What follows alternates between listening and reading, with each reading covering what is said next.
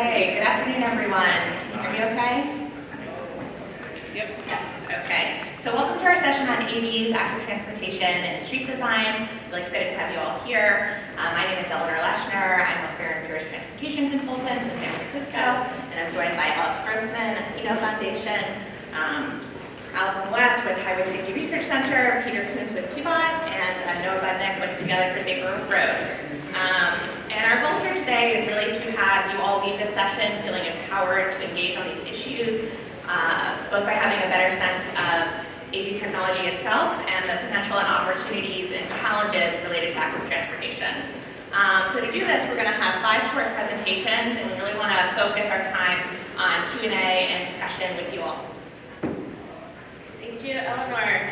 So I'm going to start off and just give kind of a background on automated vehicles, looking at the policy implications at the federal, state, and local levels, some basic definitions and some basic information so that we have all of that as a baseline moving into a lot of the more specific discussion around active transportation and some of the implications there. So when people talk about AVs today, there's a lot of talk about these different sort of heaven and hell scenarios. What's going to happen to land use? What's going to happen to DMT? What's going to happen to safety on our roads? What's going to happen to travel patterns? And so we have all these implications, and at the point we're at right now, we have such a lack of policy and a lack of implementation and a lack of knowledge of exactly where these technologies are going that we don't know what's going to happen. So there's a lot of possible outcomes. We could have a huge increase in VMT, we could have a lot of zero occupancy vehicles running around, or we could end up with a bunch of shared fleets and reduced need for parking and more right-of-way that we can use for other things. We've already seen a lot of safety benefits from automated vehicle technology. We know that there are a lot of automated systems, and this is, if you're looking at AVs, we're going to get into the definitions, I think in the next slide or the slide after. The definition of an automated vehicle is not a static definition. And we've seen automated technologies can make safety improvements. We've got automatic braking in a lot of cars. We've got sort of different cruise control settings in a lot of cars. Automatic lane keeping in a lot of different vehicles. And so a lot of these safety features we've seen time over time have great safety benefits. But then the question is, how are we regulating these features moving forward? And how is that impacting our driving and the interaction between vehicles and other road users and other people who might have less automated systems on the roads? And so looking at the overall safety impacts, we still have a question based on infrastructure and technology development, policy development, etc. And then also from a sort of economic perspective, it's hard to tell where this is going to go. We've been talking a lot about equity for the last 2 days. These are expensive systems, and so if we're looking at equitable transportation systems, this is something that we really need to think about when we're looking at the impact of automation into our driving systems and who that's going to have an impact on and how. Also economy, we look at different mode choices. We know that people who bike can walk more, spend more at local businesses. We've seen studies in New York and in San Francisco on that. We don't really know about automated vehicles and what impact that's going to have. And then lastly, I think another big one to hit is the environment. There's a lot of talk about AVs as EVs, and a lot of people assume AVs will be EVs. This is not an assumption we should be making. There's a lot of automated vehicles that are being built also that are not necessarily electric vehicles. And right now, being in DC, I talk to a lot of the people who are involved in the policy making, a lot of the people who are involved in sort of the government affairs side. It's easy to talk about AVs as EVs, and that doesn't necessarily mean where we're going. So that's something that we also need to take into consideration. There's a lot of infrastructure needs that we don't have right now for large electric vehicle fleet penetration. So there's a whole extra set of needs that goes along with that. In terms of the major policy considerations we need to think about, this is also planning and engineering to a large extent, there's a lot. So this is just sort of a beginning list. ENO just published a policy paper, and we have sections on every single one of these topics. This is also not an exhaustive list, but what I'm going to go into next is this sort of state, federal, and local considerations. Each one of these topics has different considerations at different levels. So if you're working at the local level, at a local government, You might be thinking more about local workforce issues. You might be thinking about local AV pilot issues. If you're at a regional level or a transit agency, you might be thinking more strongly about sort of data management and data sharing issues. If you're at the state level, liability is going to be a really big issue. If you're at the federal level, things like cybersecurity and a lot of the funding for this is going to be a big issue. So as I said, we're going to go briefly into the definitions as well. This is really important to keep in mind. We have widely adopted the SAE levels of automation, which is 0 through 5, so 6 levels of automation. Level 0 is cars as we know them 50 years ago, and we still have them on our roads today. There is no automation in these vehicles. It's very easy to go in and fix it yourself if you have a problem. And so these are vehicles, we've got policy implications down, we've got the planning and engineering down. That doesn't mean we're doing it right, but we know how we should be doing it for a large part. And then level 2 are a lot of the automobiles that we're seeing on the roads today that we're still really working towards. So you see Teslas with all of these automated driving systems. Those are level 2s. And so those are already penetrating the fleet that we have on the road today, and some of the policy implications, engineering, planning implications are still being worked out. I'm going to go 2 minutes over, I don't know. Level 3 vehicles are vehicles that are almost impossible for us to really figure out how to deal with. These are the vehicles, these are the systems that it's a vehicle that might be able to do some things on its own, but you might need a driver to intervene on some other things. So it's partially automated, partially human-driven, and so there's this huge question about handoff, right? If you've got a car that's driving itself, all of a sudden the system's not able to handle something, so you've got to hand it back to the manual driver. How many seconds do we need to be able to re-engage? Should the person be able to be texting while the automated system is taking over? Should they be able to be sleeping while the automated system is taking over? Level 3 is very difficult. And a lot of people recommend that we should never have level 3 vehicles for this reason. And most of the discussion that we have around automated vehicles, we're really going to focus on level 4 and 5, which is where you have a system that the vehicle is able to do everything within a certain domain for the level 4. So as long as you are on the dedicated right-of-way that this vehicle has been approved to be on, you could essentially have somebody sleeping in the back seat, and the automated system is able to deal with whatever it can. Level 5 is just expanding that domain, saying that the vehicle could be anywhere at any time. And that's another system that a lot of people think is going to be a long way off if we ever reach it. So we're going to do federal, state, and local considerations, and then I'm going to pass it on to Alyson. At a federal level, what we really need to be thinking about is safety standards. And so all of the talk about how do we make sure that these vehicles are able to interact with other road users, whether that be pedestrians, bicycles, people in self-driving cars, people in non-self-driving cars on the roadway. This applies to the federal motor vehicle safety standards, which our federal government develops. This is a US DOT regulation, and that's coming down from the legislation made by Congress. So we've been trying to put through bills at the federal level that are going to have an impact on the FMVSS and what we need to be doing moving forward. There's a general assessment that we need new FMVSS. US DOT is working on changing those, but everybody in this room and everybody in this conference should have a role in thinking about what those need to be, and when you're thinking about those safety implications, we need to make sure that that's making it all the way up to the federal level. So just talking about it in your locality or if you're going to do it, this is a US DOT job to figure out what those safety standards need to be. And if we want bicycles and pedestrians to be considered in those safety standards, then we really need to be thinking at that high level, because that's where it's going to be coming from. For now, we're getting exemptions coming through. And so from a researcher perspective, this is great. We can do a lot more testing moving forward, and then we can sort of figure out what those performance-based standards need to be. Most of us think they should be performance-based, because if you get to the prescriptive technology, it gets a lot more difficult to move forward with whatever the best technology might be. It doesn't exist yet, and so we don't know how to regulate it from that standpoint. At a state level, we're mostly thinking about how we're doing testing and deployment and also liability.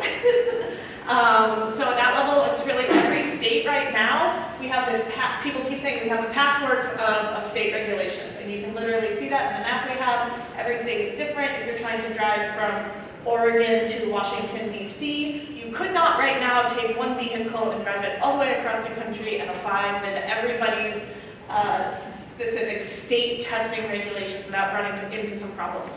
So this is part of what we're trying to fix also at the federal level. That's something we just need to keep in mind. When we're talking about AVs, every single state has something different going on. And so when you go back into your states, it's really necessary that you learn what's going on at your specific state level in terms of what you can do in terms of testing. And also the liability issues is going to be at a state level. This is my last slide. So the local considerations, this is really trickling down from the state to a certain extent. So if you're doing local pilots, it's going to depend on what your state regulations are and what the state testing are. Then it's also going to go up to the federal level. What waivers do you have? How many miles, how many vehicles can you have on the road? But this really gets into the meat of being able to do the testing that we need to figure out what the safety implications are, what the infrastructure implications are, how these vehicles are going to be interacting, especially in urban settings where you have a much more diverse and robust roadway interactions between vehicles and people on bikes and people walking. And so figuring out what those local considerations are is also really important, and all of those specificities that may be different in Portland than they are in Washington, D.C. Again, for example, in some places you've got very strict regulations about what you can and can't do, and other places it's a lot easier. So it could be even when you're working on your own city, you can't look at necessarily testing there. You've got to find localities around the country that have something that's comparable to be able to look at the lessons learned that you can do. With that, I'm going to leave the rest for questions. So, awesome.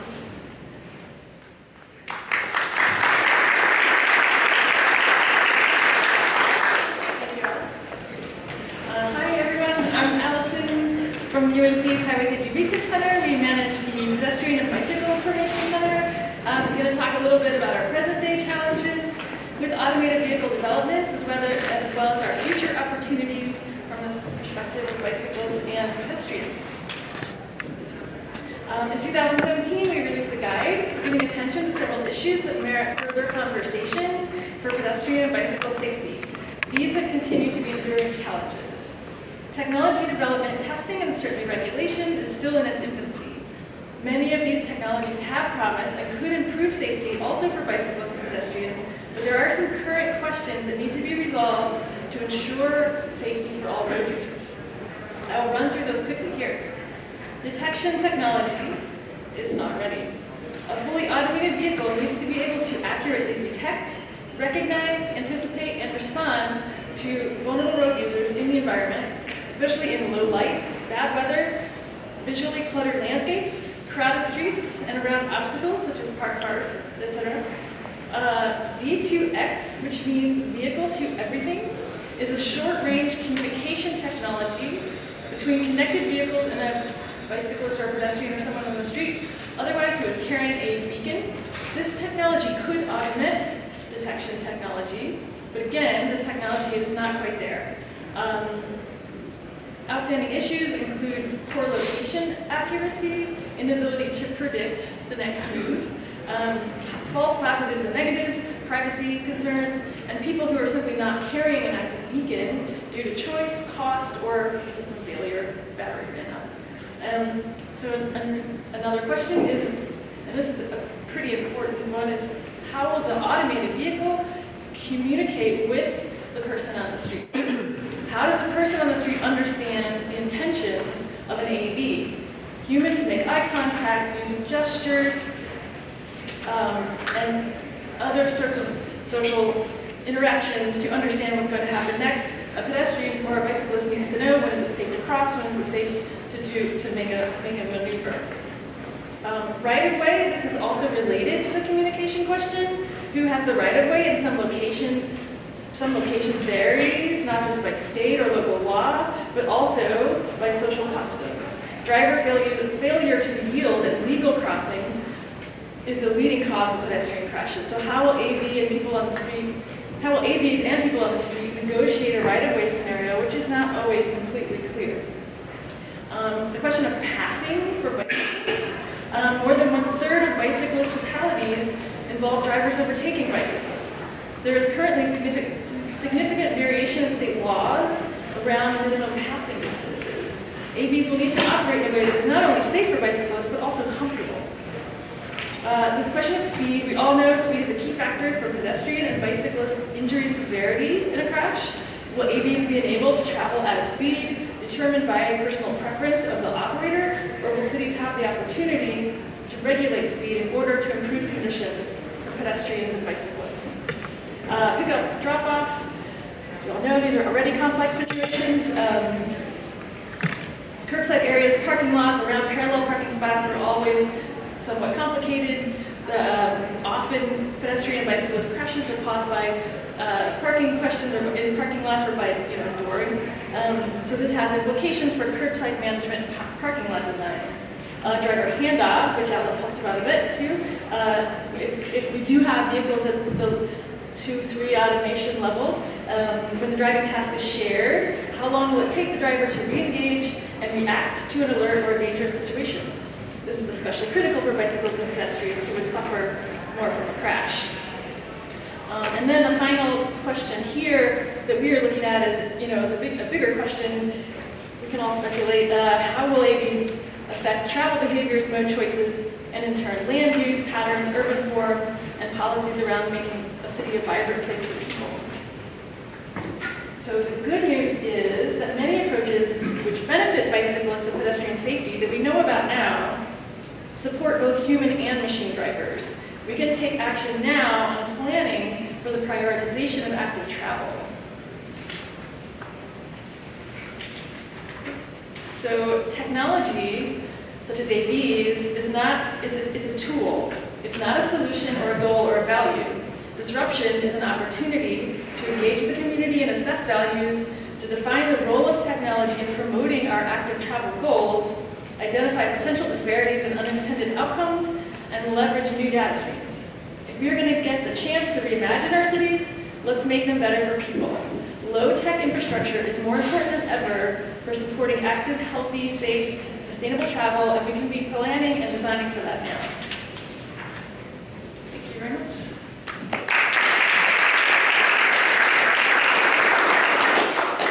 So if you weren't there at the beginning, my name is Eleanor Leshner with Fehr and Peers. At Fehr and Peers, I wear a lot of different hats. I work on and manage a variety of active transportation and safety projects, and I also serve as the company-wide AV policy lead. And so the first thing I wanted to emphasize today is that the AV future is still uncertain. None of us has a crystal ball to really tell us how AVs will really develop, when they will be deployed, and when a significant amount of adoption will occur. But at a high level, I think how things play out with AVs will be largely dependent on three things: the level of adoption, regulation and policy, and then infrastructure. And there are frankly a lot more questions than answers when it comes to looking at active transportation, safety, and infrastructure in the context of AVs.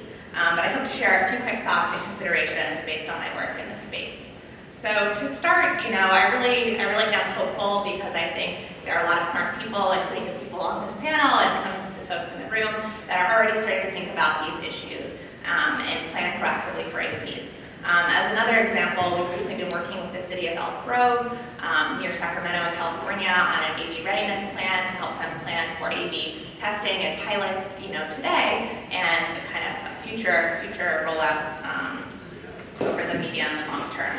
I'm also hopeful because, kind of as Alyson mentioned, I think there are a lot of existing strategies that we can continue to employ and will be increasingly important in an AV future. Particularly those that focus on reducing vehicle speeds and exposure, such as bulb outs, road diets, and other typical countermeasures for Vision Zero type projects that are targeted at reducing collision severity. Another question is, shared versus separated.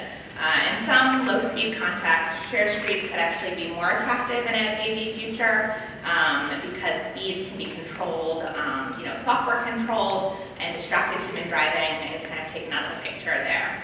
However, I think that separated facilities may be even more important in the future, especially where there are greater vehicle speeds and volumes to kind of reduce exposure and risk and make people feel more comfortable when they're walking and biking.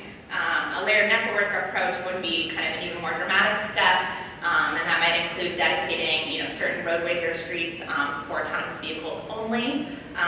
Or I've also seen examples or ideas to have kind of like low-speed areas with shared low-speed shuttles, and otherwise just people walking in those areas. I think Alyson touched on curbside management, which today we already have a lot of competing uses for the curb, like on-street parking, bus stops, and pick up and drop off. I think AVs will put even more pressure on the curb, especially if they need to pull kind of all the way into the curb rather than kind of double park like you see many Lyft and Uber vehicles doing today. But at the same time, one thing that's encouraging is that AVs may reduce the demand for on-street parking, and that could open up space for pick-up and drop-off, or bike lanes, or wider sidewalks and other facilities. I've noticed that equity has been a key theme at this conference so far, and we recently conducted a study with the Union of Concerned Scientists actually looking at how AVs could influence equity outcomes. So without going into too much detail now, in the scenarios we tested where vehicle sharing was encouraged and public transit investment was occurring, we found that AVs actually helped close transportation equity gaps in the DC region where we did this research. Also, one of the speakers this morning noted that some AV sensor technology is less accurate at detecting people with different skin colors, and work needs to be done on the technology side, kind of to bring back the detection problem that Alyson mentioned. There are also a couple of newer strategies that I wanted to highlight. In terms of time, I'll go through some of these quickly. The human-machine interface, Alyson also touched on. There are different companies looking at how will a vehicle without a driver kind of communicate to other road users. So here, this is from the Ford AV safety report. They're using different light patterns on the light bar at the top there to kind of communicate whether they're yielding or about to drive. I think Fehr will talk more about changes to signals, and not only autonomous but connected vehicles have the potential to, really make it possible to use dynamic traffic control and dynamic curbside management in the future. And a few other considerations just to wrap up. I think with autonomous vehicles, we really need to think critically about the interface between different design standards and materials, such as temporary traffic control and quick build design. How will these vehicles be able to read these different materials? We also may need to develop education campaigns for new street design elements, traffic control devices, or right-of-way permissions. So this education can take place in the classroom, through public education campaigns, or through intuitive design on the street. Consistency across jurisdictions, something that Alice touched on. And then just finally, a fully autonomous system will not appear on our streets overnight. There will likely be a long transition period where there's a kind of a mixed fleet on the road. And this may last for most of our lifetime, so I think this is kind of one of the most interesting things to me, and a time period where safety and predictability of autonomous vehicles is actually more uncertain. And with that, I'll pass it off to Noah. Or to Peter.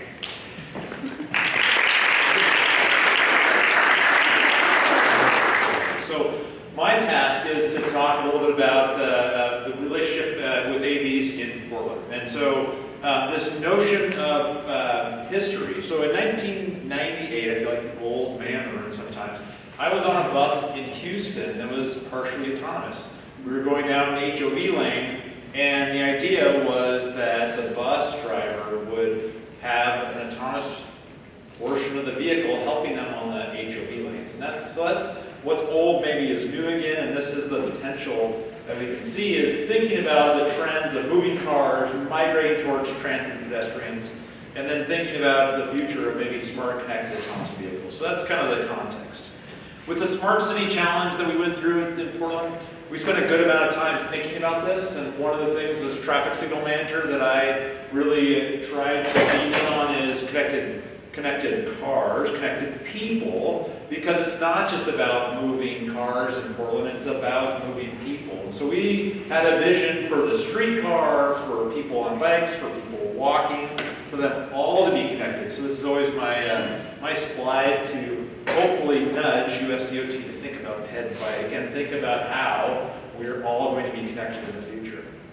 So if I think about the future of travel, think about what my favorite shows, Star Trek, it's just maybe we're going to get to the teleporter room someday. And of course, we can go to the Transportation Research Board meetings and go see these connected and autonomous vehicles. So this is the Carnegie Mellon research facility, and of course, lots of engineers that want to talk about how great that's going to be. And then we put up these signs telling pedestrians to look left and right in crossing, so we just make sure that you're visible, right? So part of me says the optimistic view is that an autonomous vehicle will do better than our existing drivers. And if we restrict right turns on red, perhaps the robots in those autonomous vehicles will actually obey what we're asking them to do. So part of me is very bullish on autonomous vehicles because I believe that they will work better than the human driver in a lot of cases once we work out the research part. Of course, when you go to Pittsburgh and go see the Carnegie Mellon research, or whoever's doing the research now, the thing that scares me a bit is the emergency stop button. This was actually in the car, that research car, so it made me think, oh boy, we've got a long ways to go before we're going to see autonomous vehicles working effectively on our streets. But if I think about Portland, of course, we have our current mode split, and then we think about what will autonomous vehicles mean. Are we going to see an erosion of 8% bike and 4% walking because we're going to have more autonomous vehicles on the street? Will transit vehicles be autonomous? We can run more buses and autonomous shuttles like the Smart City Columbus proposal suggested. So those are the sorts of things that we can embrace and start thinking about with technology and having grants and demonstration projects that will bring this technology to bear. The future is really important for us. We think about climate change and all those things that Alice talked about. We have a target mode share in Portland. One of the things that it's done is informed a lot of my work to say, gosh, the city council has told us to meet our climate action plan. We need to go to 25% bike mode split and try to double the amount of walking in the city. And so how do autonomous vehicles fit into that? My hope is that, again, those autonomous vehicles will be better behaved, and then we'll also have potentially speed control. That these autonomous vehicles will actually go the speeds that we set the speed limits for. So we'll have an ability to really transform our communities by making sure that drivers and the robots that are driving the vehicles are really making the engineering judgments that we put on the streets really come to bear. So as I think about this autonomous future, I like to think about not only the number of people that are walking across the street and the buses that will benefit from this, but also making sure the autonomous vehicles will be connected to our traffic signals, so they're not just relying on some detection device that maybe doesn't work, but that they're getting information directly from our signals, that they really do need to stop because we have people walking to a school. Of course, bikes will remain kind of a vexing issue for us. I don't expect to put anything on my bike that's going to give off a signal. I think getting people on bikes, we need to make sure that we're continuing to advance and remove barriers for people being on bikes rather than the opposite. And then I'll just leave you the sobering slide that Portland got platinum, yes, and we've been doing a lot of things for our walk-friendly community, but we have a long ways to go. We have many, many deaths, too many deaths on our roadways today. So again, my hope and my forward-thinking, optimistic view is that autonomous vehicles can be part of the solution to improve and reach our Vision Zero safety goal. Thank you. And I want to just tell you a little bit about a mentor of mine who often said that when it comes to working with government, it's either too early or it's too late. And, use the interstate highway system as an example of that, right? just happened, and we were spending generations trying to figure out how to undo that. It was too late. So here we are at a moment with autonomous vehicles where there's, I think, a lot of potential, as my colleagues have shown, and a lot of questions, and now is the time to actually engage. So that's what I want to talk about, is really specifically how to engage and how to get involved. So one other quick poll. I want to know how big your organizations are. So how many people here are at organizations that are more than 100 people? Nice. And how many are between 50 and 100? Okay. And what about 10 to 50? And less than 10?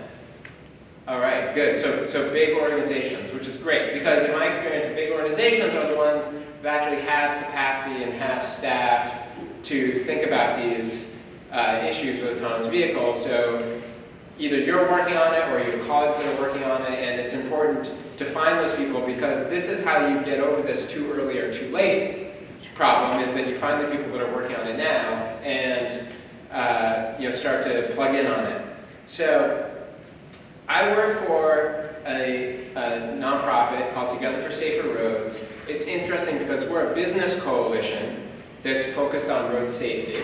It's only been around for about 4 years, and it's really interesting because we are a mix of big businesses, companies like UPS, AT&T, AIG, Anheuser-Busch, Lyft, and also startups. And it's in the startup space where we're seeing hundreds of millions of dollars being invested in autonomous vehicles. And what I'm going to say to you now is that we don't need to wait for our benevolent robot overlords to drive us around to benefit from the technology. That there's technology being developed now that we can use to improve road safety for when we leave this building.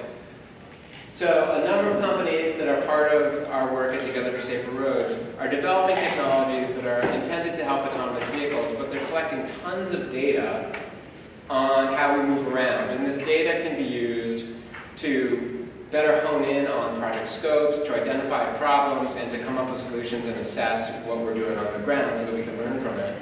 And that continuous improvement, I think, is what we all think of when it comes to Vision Zero type programs. We have a specific program called the Global Entrepreneurs Program, and so if any of you are involved in startups and want to get plugged in directly, the Global Entrepreneur Program is the way to do that. We actually just launched our third call for proposals this week, and I'm happy to talk to folks offline about that. But every year we bring in a cohort of startups to work with us and develop use cases. So I'm going to talk about a few of those companies that are developing technologies that could be used for autonomous vehicles, but could be used right now in our work on the ground. So near-miss analysis. I think part of, I don't want to say like the Holy Grail, but like one of these things that like, we all think about a lot as a great leading indicator of improving road safety.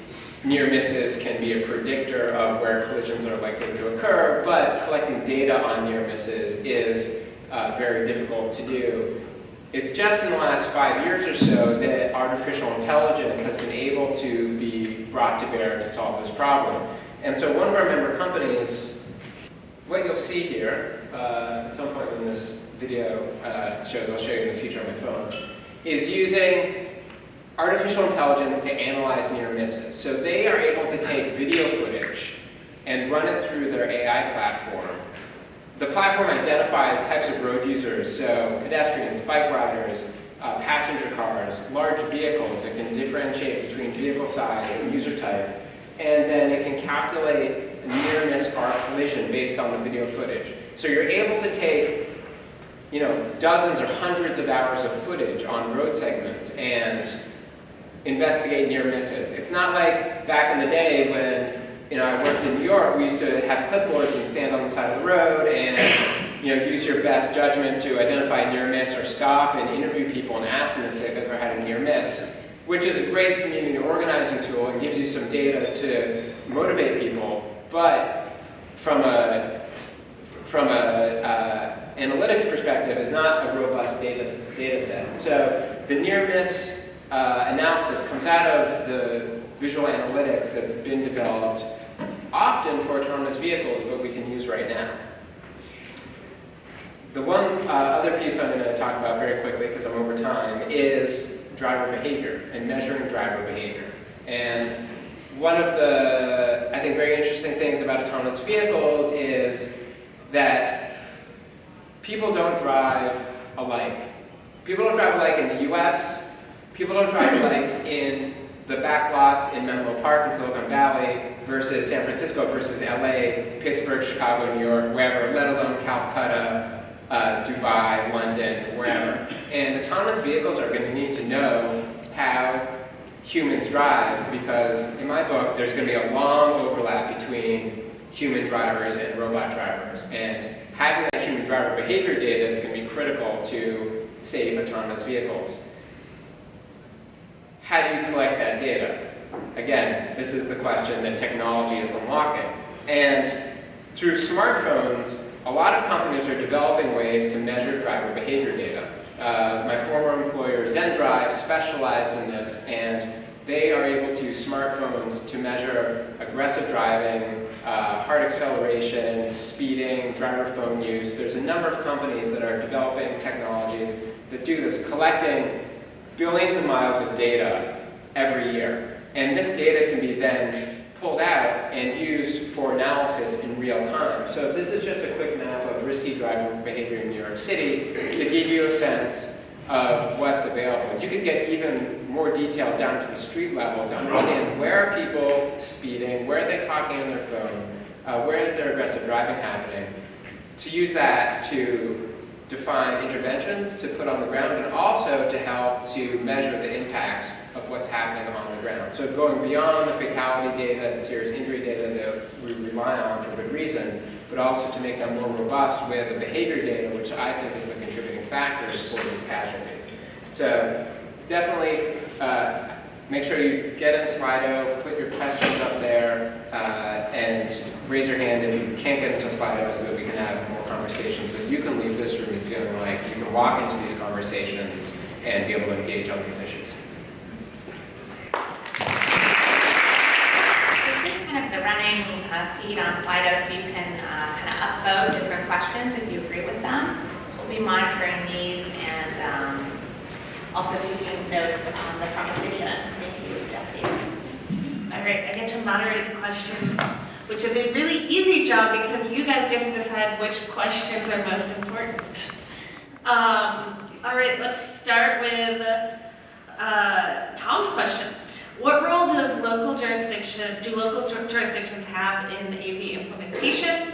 It seems like a lot of the vehicle standards and laws are federal and state level, so at a local level, maybe Peter's a good person to start with this because you're at the local level. What should we be doing? Well, NACTO put out a nice document related to this, really focused on what cities should do. But the question is a good one, and most of the action is at the state level. So I think the city role, just to answer the question, the city role is really to do what we've been doing and then think broadly about how we're going to collect this data and whether we can find a way in which, like we have thought about with TNCs, to just determine how and when AVs will be used within the community. So will you need a permit in addition to what you have in a state level license?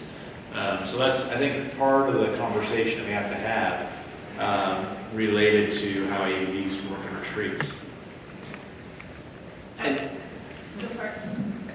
I also think that right now the city of Los Angeles is taking some really creative, proactive steps in regulation. If y'all are following it, they've put out some very aggressive rules around data, which is, as everybody says, the coin of the realm in technology, but it's such a great way to get ahead of autonomous vehicles and take a step ahead in regulation when so much of regulation is happening at the federal level, where, you know, I guess I reserve my opinions on this for off the mic, but like, LA is being very creative about how they can influence the development of autonomous vehicles by taking a data regulatory approach. And there's a new coalition, I forget what it's called, folks might know, Open Mobility. Yeah, it's like a NACTO, open transport collaboration. A lot of smart people working on that, a lot of really good resources that could be brought to bear for folks in this room that They're are doing involved. MDS, right? The Yeah. mobility data specifications. Yeah, the mobility data specifications. I also think that another thing local jurisdictions can do is just focus on designing your cities and prioritizing bicycling and pedestrian mobility, because that's what you can be doing now, and that's what you're already working on. And we know, the places where crashes happen now, that's not going to change a lot in AV world in some ways. Some of the complicated situations are still going to be complex, if separated space is what's going to help a bicyclist, then it helps to create those spaces now and get out ahead, because you're defining what you want in your communities. And I'll add to that, not necessarily what local communities should be doing, but what local communities are doing. Is we're seeing a lot of pilots. Pilots are happening at the local level, so this is often not necessarily cities, but a local agency, whether it be a transit agency or a city or a business improvement district, some sort of group like that, are really driving a lot of the pilots that are happening. And so in terms of what is the local level doing, this is what they're doing, and they're looking for partnerships and ways to fund these pilots and ways to then work either through open mobility and mobility data specifications to try and collect that data and figure out how they're moving on. I've been involved in a lot of the low-speed automated shuttle pilot research, and that's all happening at the local level. Unfortunately, there's not a lot of data being collected at that level, so I would say at a local level, when you're looking at any sort of pilot, trying to figure out how can you connect this to research and how can you connect this to your local goals and your local needs. It's just a way, you might not have control over the permitting, you might not have control over the safety standards, but you do have control over operation in your jurisdiction and operation on your roads. And if you're going to do those partnerships, especially when it's tied to funding, that's really how you can get a lot of power out of these.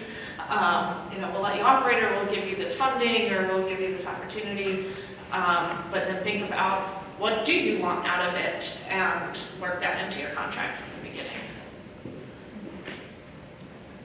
All right, so next we'll go to Josh's question.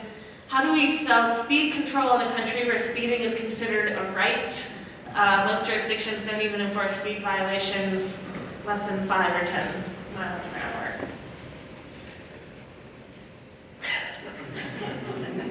Noah, this is on you. I don't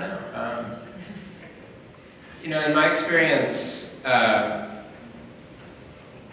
it's the personal stories really on the ground that have compelled decision makers to take action on speed. And there's nothing that can compete with a family member or a parent that has lost a kid or a loved one. And that,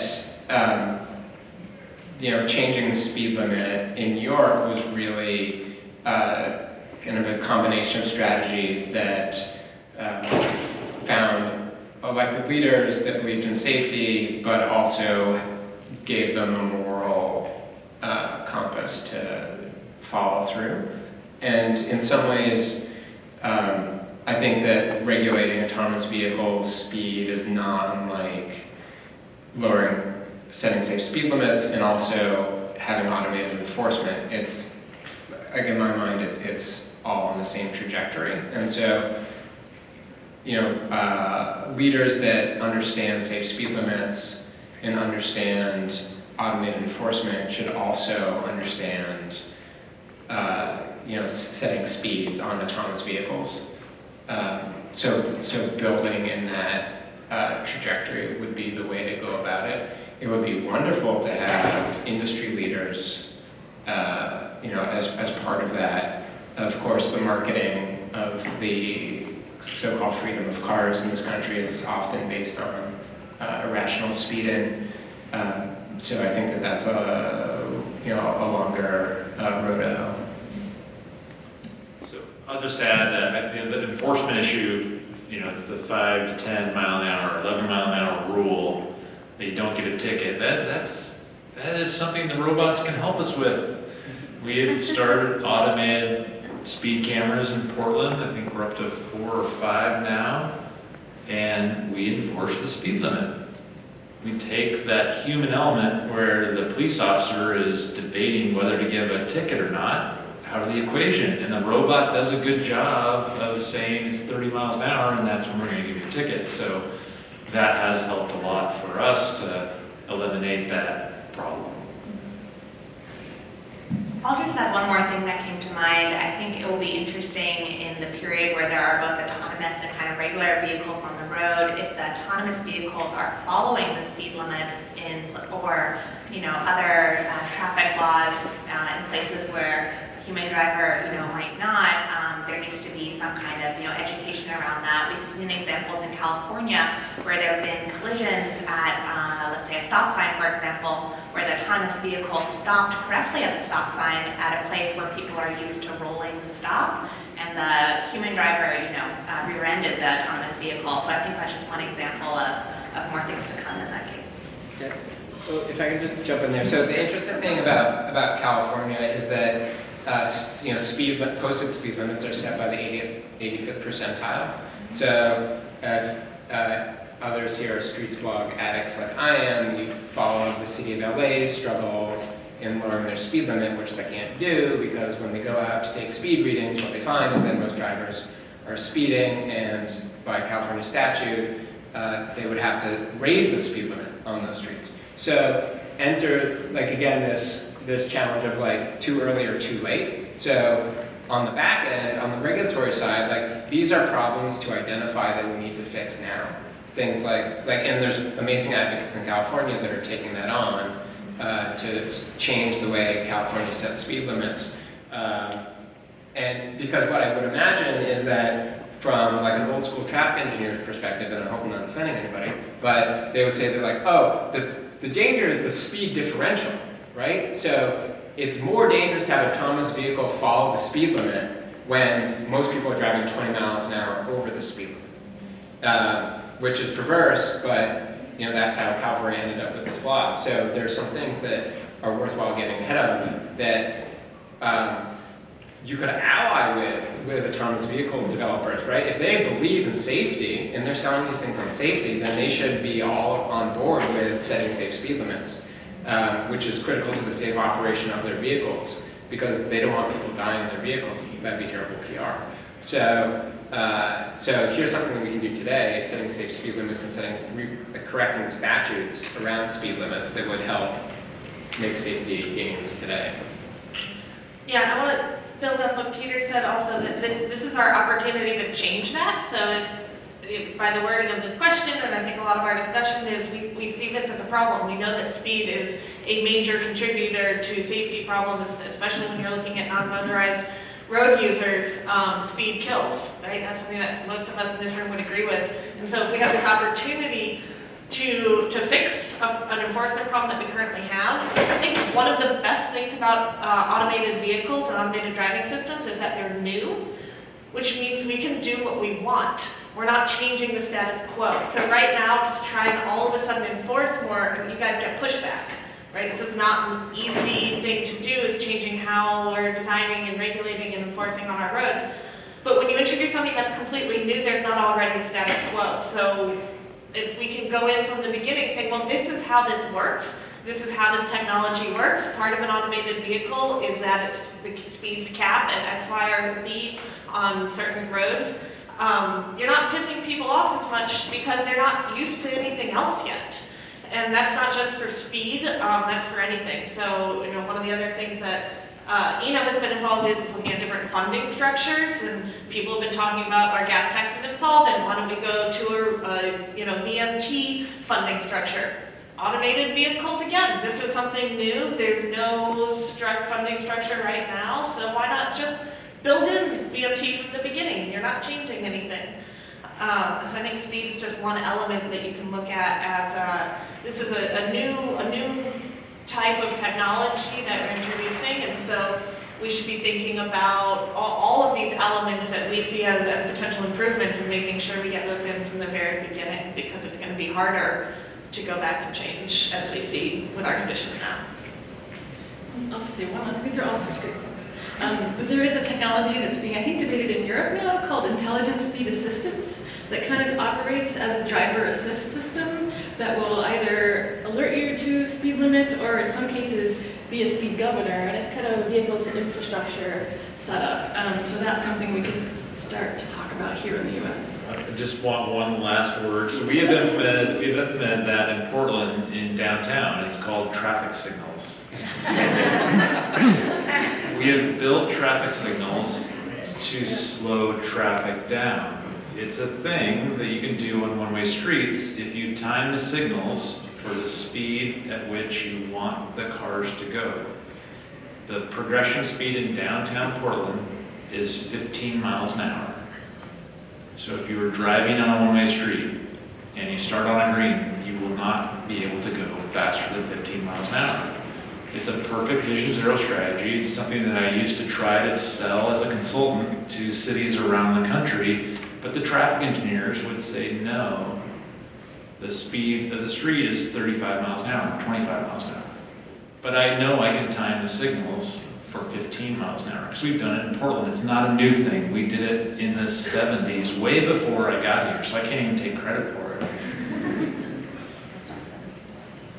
I'm going to skip down to a related question from Brian, which is why can't we implement interim safety improvements prior to having level 4 or 5 AVs by just putting in these automated systems that could, for example, help cars not go over the speed limit or not run red lights? Take it. Alyson, Eleanor? Well, I think Alice brought up at the beginning, kind of explained the different levels of autonomy, which I think relates to this question. So I think, there's a fine line between having, some of those features to help. And I think a lot of vehicles on the market today, are starting to have some of those lower level autonomy features, such as, self-park, and I think they beep at you if you go outside the lane and things like that. I think where it gets challenging is like the level 3 that Alice also mentioned, because I think if the vehicle is not fully autonomous, then the driver really has to be present and focused on the task at hand. And I know in California there have been a couple examples recently with Tesla drivers driving on autopilot and getting into accidents from falling asleep and stop and go traffic and things like that. So I think it's a really fine line. And I think now Tesla has it, so you have to have 2 hands on the wheel. Anyone else want to jump in on that one? And, one interesting thing is that there's a few auto industry coalitions that have come together around autonomous vehicles. And ultimately, vehicle regulation in the U.S. is at the federal level, so any sort of requirement is going to come out of D.C. And the auto industry is essentially running the table on these issues right now, which is unfortunate. So with questions like this, the question, to me, the question is, well, where's the power lever? Who's the champion that is going to see the light on this? We are sitting, I think, in the districts of, one of the most enlightened Congress people, fortunately. So maybe that's a place to start, but it's I think a question of if you're talking about permanency in terms of regulation, it's a federal strategy, and it's maybe one that would be more effective being led by the industry. Yeah, and also for all of the researchers out there, we need to make sure that we've got the research done before we make the regulations. So if you're looking at technologies like lane keeping, for example, one of the sort of common what-ifs is there's a cyclist in the lane and you're trying to go around the cyclist, your lane keeping technology pushes your vehicle right back into that lane, so it's keeping the lane, which is right where that cyclist is that you were manually trying to avoid. So just making sure that all of these technologies have the research behind them and that we know what the safest way to implement them is and how we need to make sure that we are regulating them once we get to the federal regulation level for each of these systems. We need to do that first, and that's what a lot of us can do, so we need to make sure we're doing that. All right, let's see, next. What if autonomous vehicles would reduce traffic fatalities by 50%? What do we lose? What do we win? Well, in America, we like to win. No, sorry.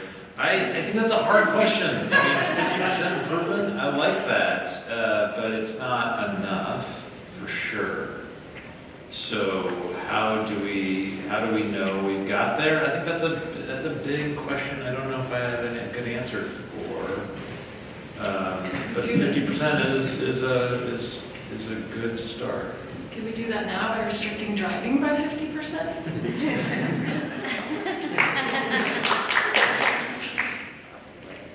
Yeah, I think that's also, again, looking at all of these as individual elements of the system.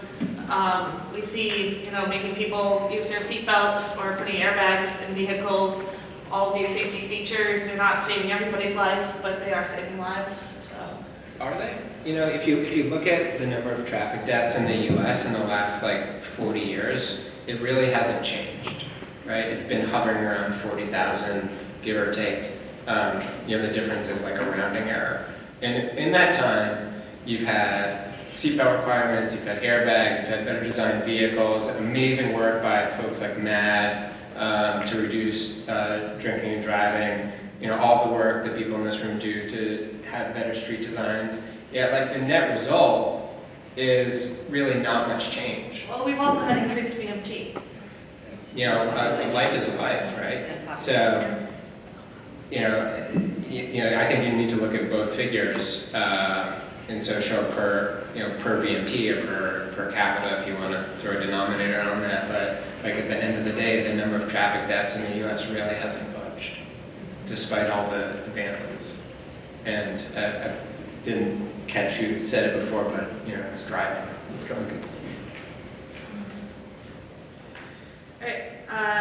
How realistic is it to think that AVs might actually reduce VMT? And maybe sort of what should we be thinking about in terms of what we want that outcome to be and how we can work towards that?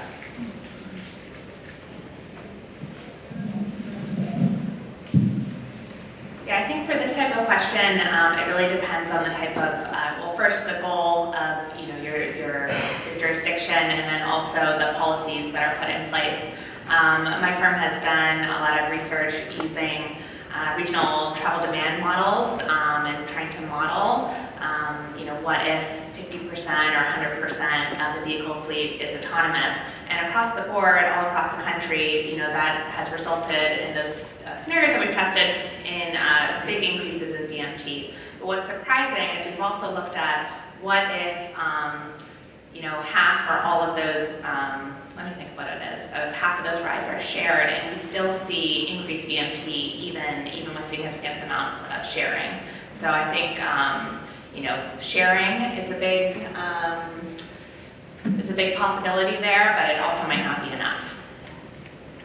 So you're saying sharing is caring? To a degree. Yeah. Anyone else?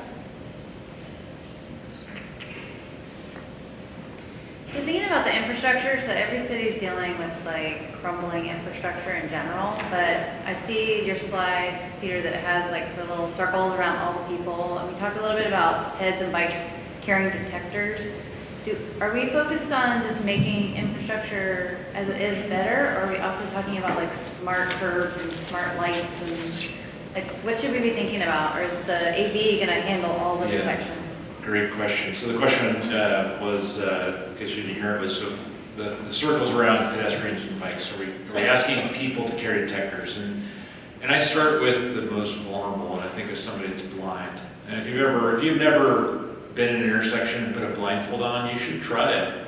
It's sobering, right? We are taking for granted that we have full sight, and of course we have many in our community that do not have full sight. So yeah, I think that's where I start from, is how do we help them? And so whenever I get a request from somebody in the blind community, we had a prioritization project. We have limited funds. We don't want to put them everywhere. But if somebody calls and is blind, how can I say no to that? Like, that's a basic service. We need to be doing that. We need to be prioritizing that over everything else. So that's obviously not a sensor, but now, these days, if you're in a wheelchair, thinking about the phone, if, this is something that, how do we make better use of the phone, especially if you are blind, and if you're in a wheelchair, and how might that be something that we can now ask people, can you opt in so we can do a better job with what we have? So maybe you don't have to go try to find that button. Maybe we know where you're going and we give you more time because we can sense you in the intersection. The research isn't quite there. The GPS, and I watched this research as a member of the Transportation Research Board, the research isn't quite there for phones, your iPhone, to give us GPS that we can actually act upon, but there's great research going on, and I'm pretty excited about it as I think about how we can do better for people walking and biking, and especially for people that need those additional services. Thinking about a Bluetooth connected to your phone for your white cane, like that's the sort of thing, like we should be getting there and having GPS that gives us better information. And again, this is kind of like the AVs aren't necessarily EVs, AVs aren't necessarily CVs. And so then there are a couple other questions about, well, what can we be doing in the meantime? What can people do to encourage or enhance AV implementation in their areas without actually having the AVs? And so thinking about these CV technologies and the V2X technologies, connectivity. There's a lot of these little like the automated shuttles I mentioned earlier, they're not connected at all. And so there definitely can and very well might be automated vehicles that don't have these connected technologies, but it is something that in a lot of ways can enhance performance for specific people or communities, and something to be thinking about in terms of other actions. I could also just simply improving lighting. If you're talking about detection, low light is still a huge challenge for any of the detection technologies that are being worked on now. So Uninductive loops. or that, but lighting in general, that improves a lot of other things, right, as well, just general. And then, I don't know what's my next train of thought. But then, just like what you can do now to improve safety. So, I was going to say, so the sidewalks, completing your sidewalk network, an automated vehicle has to know where the road boundary is. So if you have an automated vehicle that's looking for where's the road, where's the pedestrian space, where's the bike space. So if the automated vehicle system, the automated system can't tell where the road boundary is, then how that vehicle's going to react differently to that environment. So those are a couple things. I just add one or two things, which is that in other groups I've heard a lot of pushback about we don't necessarily want to be encouraging or requiring people walking and biking to be carrying devices so that they can be detected. I think the other kind of way to go about that is to really double down on the detection technology themselves and kind of through the AV manufacturers. And then I lost my other point. We can come back to it. All right, the next one, I'm particularly interested in this question too. How can we better prepare for the data sharing piece, which is a struggle right now in many states, and I'll add not just states, it's a struggle at every level, and taking into account privacy, behavior, etc.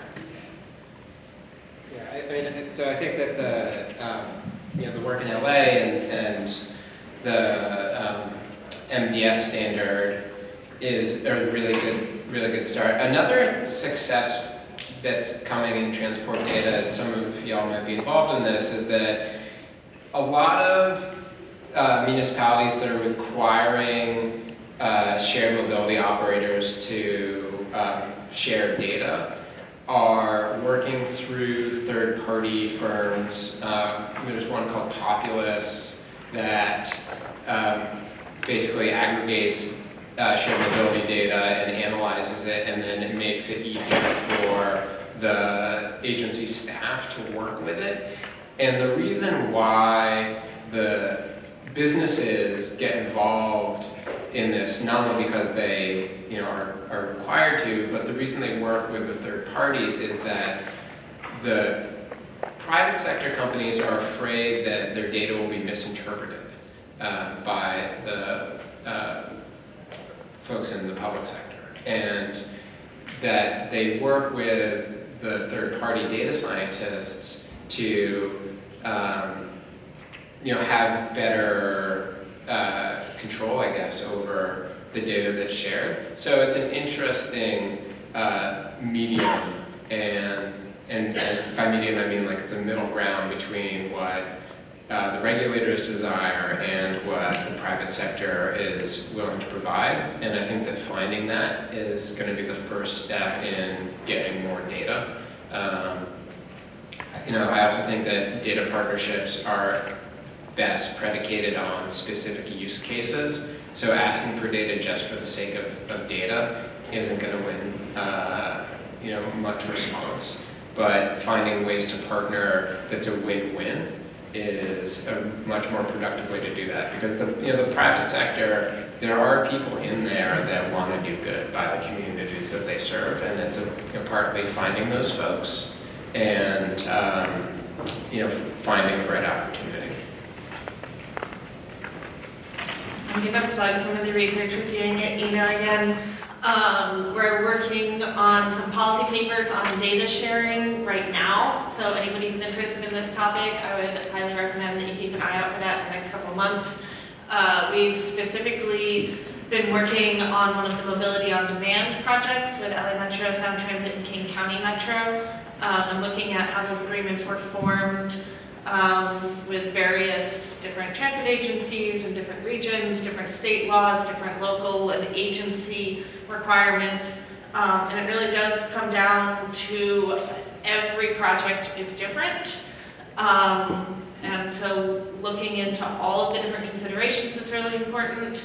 And like Noah just said, or Eleanor, it's not data for data's sake. It's, what do you need and what do you want out of this? Figuring out how to develop those agreements. And I will say that definitely the most important thing that we have found so far in all of our research is figuring this out from the beginning is really important. So regardless of where you end up with your data sharing agreement, talking about it from the very beginning can really save a lot of time, a lot of resources, and a lot of stress later on in terms of making sure that everybody's comfortable with what you're sharing, how you're sharing, and there's a lot of options out there. So like beyond those third-party private companies, you've also got institutions like the University of Washington that has developed a data repository that is going to be able to hold data that will be protected from FOIA laws for, I think it's 5 years or something. And so there are a lot of different options in terms of how you can do data sharing.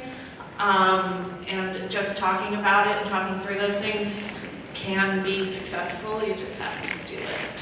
So. This is a really hard one, and I skipped it earlier, but I'm going to go back to it, and I'll make everybody else answer it. What is your autonomous utopia? Autonomous transit.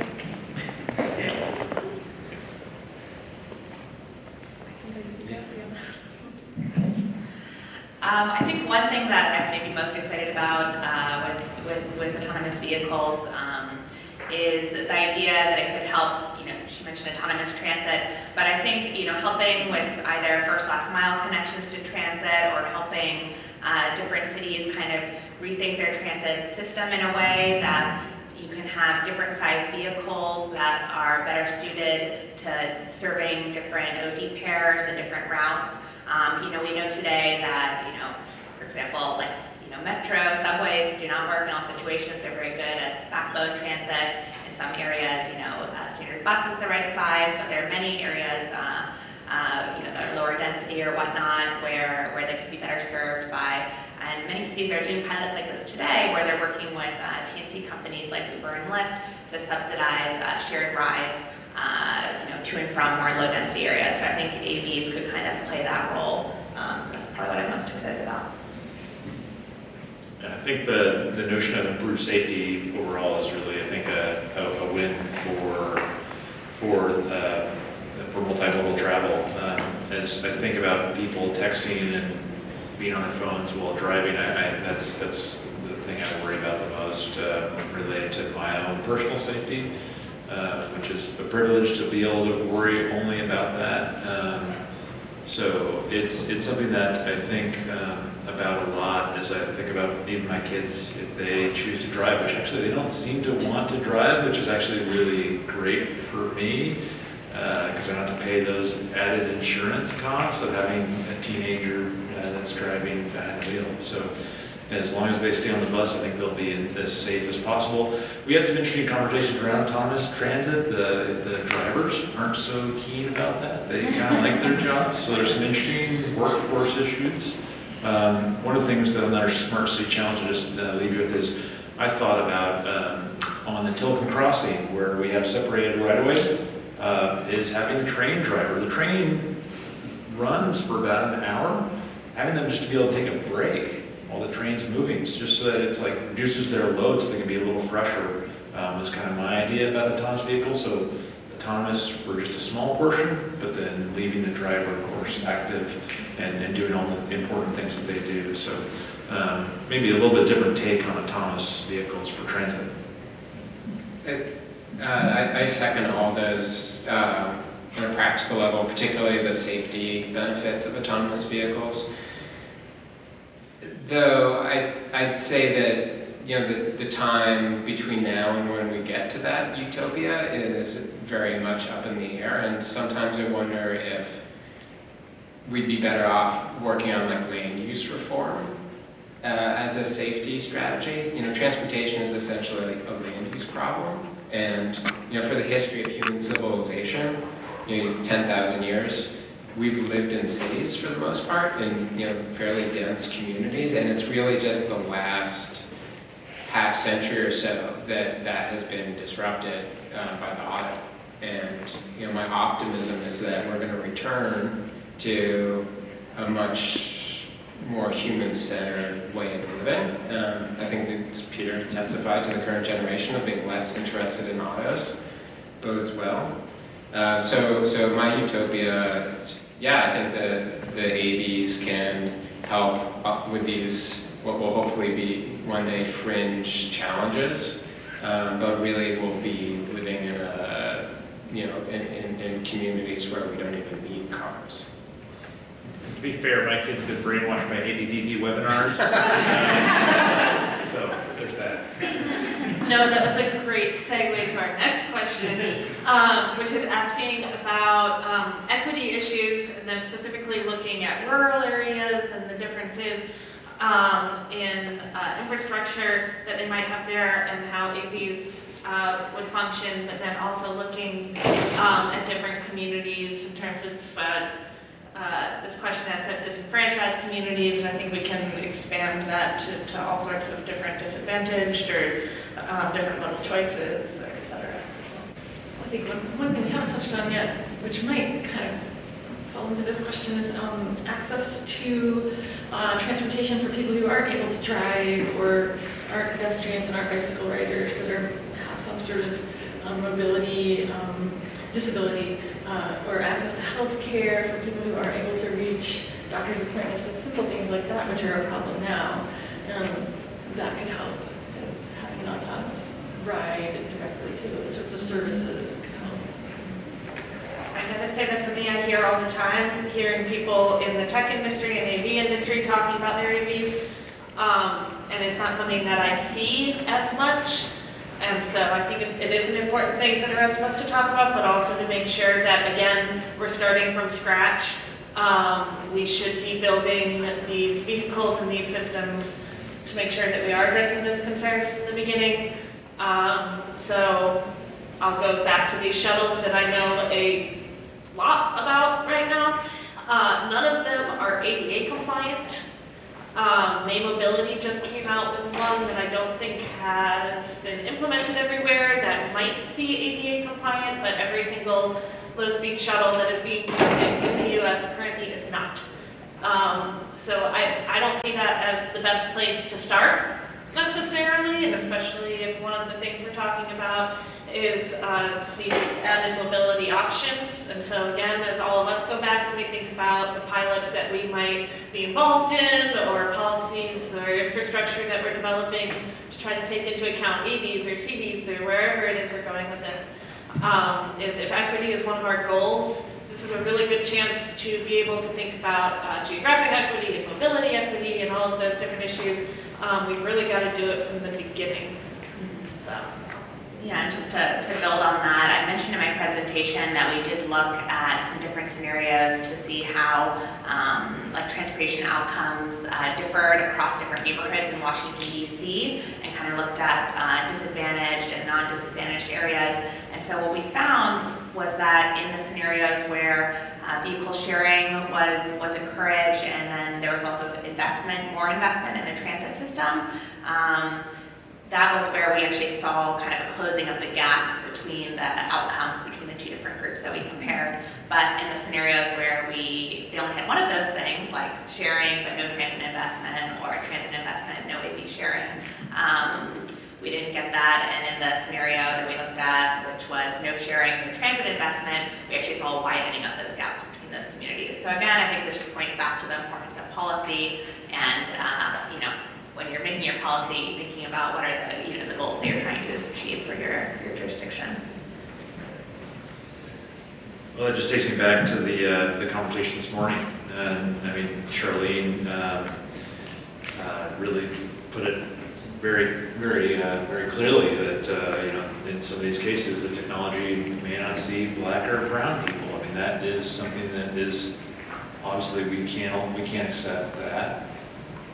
So thinking about how we're considering equity, and I appreciate APBP elevating equity in all of our discussions, because this doesn't happen at some of the other meetings I go to. So it's really, really important for centering our work and making sure that we're working in ways that we should have been for the last 100 years.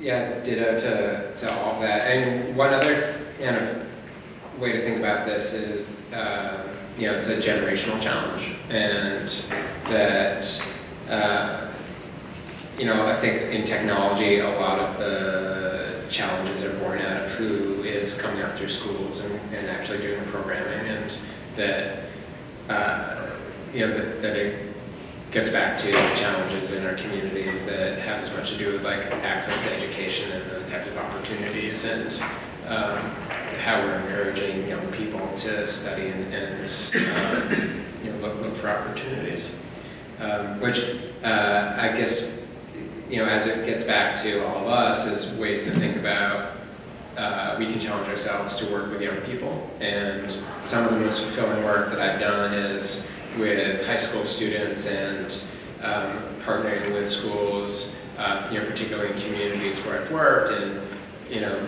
underserved communities, and bringing those students into this work. I was involved in a program in Houston, working in the Gulfton neighborhood. That was a STEM-based program where we would work with local high school students using their STEM curriculum to focus in on road safety in their neighborhood. And it's just like a very tangible step to engage kids and think about, or help them think about, where they can get involved in and make change that is going to help them in their communities. So I think we have time for one more question. And as we talk about equity and technology and access to technology, maybe we should open it up and see if anybody who has not felt like participating on our online platform, are there other questions that you guys have out there? Or we're all super connected and everybody got in on the slide, I think. There's some little hands, yeah. I've been thinking about like the last couple of days, people talking about issues where the success record isn't great when things are sort of foisted on communities. And this automated and connected vehicles, the architecture and the infrastructure that goes with it, it's hard for me to think of something that could be more of a black box issue. So I wonder kind of what people are thinking about, what sort of practices or processes people are considering for involving the public and communities in decision making around those systems. How do you do that? I mean, one of the reasons I was excited to talk about how to use the technology now is for that. It's to start to engage in conversations. This work is being led by the private sector, so it's opportunities to engage with them in tangible ways. And just to start, instead of trying to demand to see their code or their intellectual property, but just say like, hey, you're producing data, you have technology that could actually help solve a real world problem today. And, take that approach to start to build relationships. I mean, that's not exclusive of like a more regulatory approach that would set some requirements for disclosure of things, but you can move. And at that regulatory level, also going back to the fact that a lot of these safety standards, which is what a lot of our concerns are revolving around, are at the federal level. US DOT is working on rulemaking for this. That rulemaking is open to public comment. And so as people who are very knowledgeable about bicycle and pedestrian travel and those interactions and what we want to see, we are able to, and we should be able to, talk to all of our communities and people that's a really good way to engage in the public process also. They do read those comments, they do, address the rulemaking accordingly. So I'd say at this level, since we are really early and we do see that happening at the federal level, that's a good way to think about public engagement as well. Yeah, thanks for this question. I think this is really, really, really crucial. Fortunately, I don't know of too many like best practice examples so far, but someone from this room could come up with one, I guess. Especially thinking about all the vandalism like that we've seen, or in my case in the Bay Area, around the scooters, and then also in Phoenix, Arizona, where Waymo, Google's autonomous vehicle arm, has been doing a lot of testing. They've had vandalism issues with people slashing tires and things like that. And there's a lot of room for improvement with this community engagement idea. A few other thoughts on this, though, is that I know in Pittsburgh, where they've been doing a lot of autonomous vehicle testing as well, some researchers there have been doing surveys of people walking and biking, and they found that people who have either like ridden an autonomous vehicle or even just seen AVs on their streets, just by having that level of familiarity, they say they feel more comfortable around autonomous vehicles, or they have more positive feelings around the vehicles just by having, some type of exposure. So that might point to doing like more pilot projects or just more education generally, whether that comes from the vehicle manufacturers themselves or the cities, or perhaps in partnership. I know some cities in California, which is a state that's doing quite a bit more testing than other places. Even though a lot of the regulation is happening at the state level, there's some cities that are reaching out directly, of their own accord to the different companies and trying to set up meetings and kind of understand where each players are coming from. And even though I think there's a lot of like confidential information, they're able to have those one-on-one conversations. And so I think that's a starting place.